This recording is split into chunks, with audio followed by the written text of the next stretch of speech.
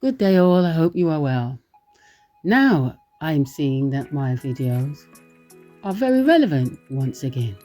Here you have African lady or modern day African with red, gold and green bead in her hair talking about who is an upcycled colourful Sangoma. That makes no sense to me because she comes from South Africa, I think, or just what we call Africa today.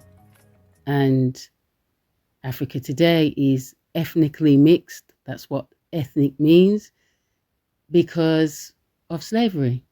But clearly, she did not get the memo. So, when you come here, you get an education. And I guarantee that you will rethink what you said to the very person you claim to be because you call yourself an African. You see at the top of the page, it begins by saying Africa is such a diverse continent that has ethnic groups with an array of features and not one singular one. At the bottom, it says Moors have had a significant contribution to the world because they contributed in areas of mathematics, astronomy, art, etc., etc., which in turn helped develop Europe to move out of the Dark Ages into the Renaissance. Now, if you've been following or been on YouTube for years, you have seen this over and over again. And perhaps I've never read what's at the bottom. So, British families top left the Moors of Yorkshire, including Sir Thomas More, Chancellor of Henry VIII. Also, the others are from Farnburn's Book of Crests, Royal Families, and 11's Book of Crests. Maybe I haven't read this either. Table of Nations or Origins Gentium is a genealogy of the sons of Noah according to the Hebrew Bible and their dispersion into many lands after the flood. I want you to know the Berbers are included. The term nations to describe the descendants is a standard English translation of the Hebrew word goyim.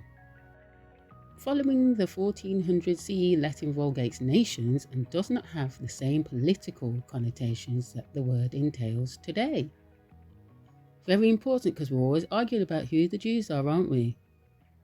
And if you remember, I showed you when the Moriscos were sent out of Europe along with the Jews because they come from Europe.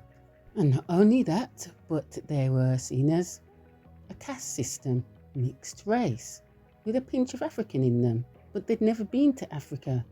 So how were they African? Do you see? Is it starting to make sense? See, it was a free-for-all in that area, the Carthage, which is where they say Africa was. And so, when disasters happened, everybody started to make a grab for Africa, not the Africa of today. And when other people didn't come out on top, they got ran out of Europe. You see? And they took with them African slaves. But they'd never been to Africa. So how were they African? Let's get back on South Africa. If you see at the bottom in blue, it says 3/4 of the population are Black Africans. Including the Zulu, Xhosa, Sotha, and Swana, nearly all of the remainder are of European or mixed or South Asian descent. Now I'd just like you to know, not everybody is black, even the ones that think they are. I think this would be a good time to explain what an African actually is. So it reads, Afri, singular, Afer, was a Latin name for the inhabitants of Africa, referring in the widest sense to all the lands south of the Mediterranean, ancient Libya. Latin speakers at first used Afer as an adjective meaning of Africa. As a substantive, it denoted a native of Africa, i.e., an African. Side note, they also used of Africa when they'd conquered it. So there's this guy called Pomponius, who they say is the best map person, even though people came before him. And as you can see here, this was the original map of Africa, with Europe connected to it. And who else? India. Have a good look. You see there, it says Hespershi. Oh, let me tell you where Hespershi is, my friend. Well, take a good look. And obviously they call it mythology, and I've told you about that word. It doesn't mean it's not true. It means they tell you the truth in the way of a story. But if you zoom in closely, you will see. Italy, how can this be, you say? But it is.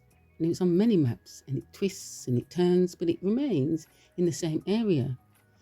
And so I researched a few names from the map to see how really real they were. One being Crinacia, I think that's how you say it, and it turns out it's Libya, ancient Libya.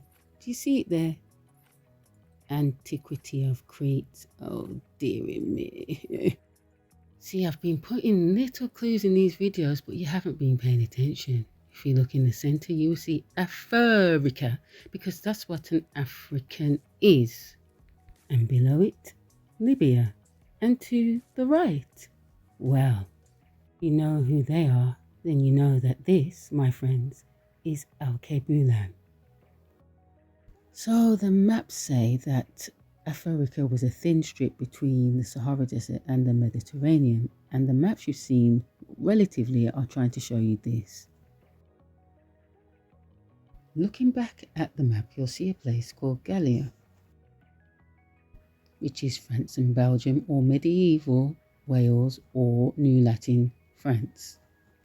And the word below Africa means a place that they've never been before, which would be modern day Africa. So that very same strip of land belonged to the Barbary, which are the Berbers, or the ancient Egyptians.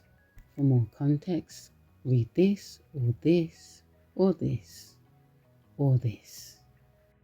And where those people have gone and where they are currently. Do you see? I mean, do you really see?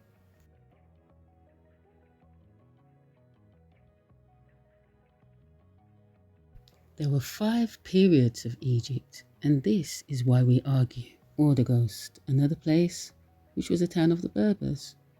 Also a place where ancient Ghanaian kings traded gold. And also Timbuktu, where you got your African spirituality from.